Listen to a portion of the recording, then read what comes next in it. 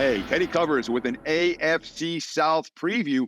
We're doing all 8 divisions in preparation for the NFL season win report release.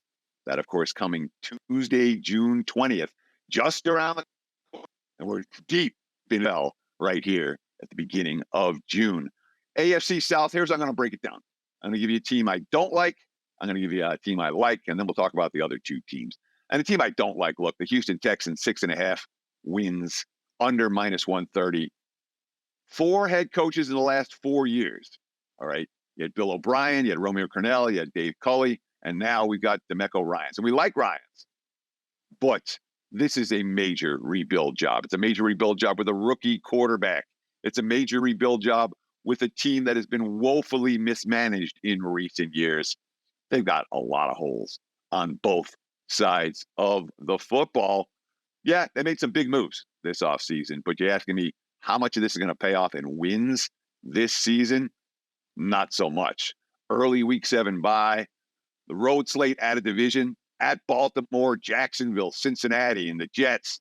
Not easy. 0 TV games. The league doesn't care about this team this year. I'm not convinced that we're going to see a good season at all out of the rebuilding Texans. And in a rebuilding division, one team stands out as being the class. That, of course, the Jacksonville Jaguars. They're lying 9.5 wins over, -135. The Jags won this division last year. They pulled off a remarkable playoff upset. And that was the Jags last year, was their playoff game. Was the exact, the whole season was epitomized by that single result. They played terrible football for the extended stretches.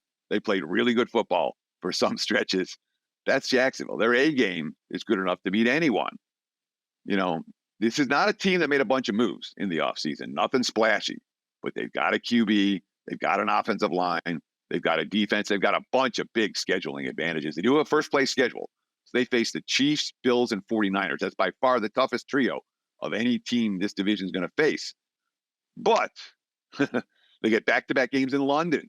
Versus the Falcons week 4, the Bills in week 5. They play in London. They play on the road at Indy week 1. Their next true road game isn't until week 7 at New Orleans. They have a week 9 bye ideal, and the league is interested in Jacksonville.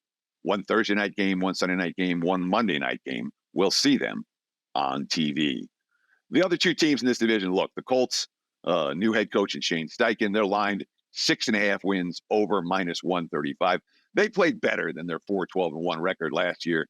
That said, you have a project at quarterback in Anthony Richardson, and boy, there's a lot of holes all over the place for Indy. There's some upside for the Colts that you probably don't see with the bad teams, the worst teams in this division. But I guess there's some hope for Indy. Another team, 0 TV games. The league isn't interested in Indianapolis all that much this year.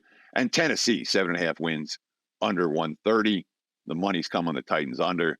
And this, again, feels like a rebuild. They still have Tannehill, which says maybe they're not rebuilding completely, but Tannehill could be trade bait mid-season. Offensive line has question marks, skill position talent has question marks, and Tennessee, from a scheduling standpoint, they get the London game in October for the bye. They have a 3-game road trip in November. They have a week 4 at home against Cincinnati. That's October 1st. 1 home game between then and November 26th, and they play the tough schedule, second-place schedule. They got Miami, the Chargers, and Seattle. Their 3 extra games out of division. Won't be easy for this squad in 2023. There you have it, a little AFC South preview. Again, do 7 more of these over the course of the next couple of weeks, and leading up to that season win report that comes out on June 20th. Take advantage. Get on board. Thanks for watching.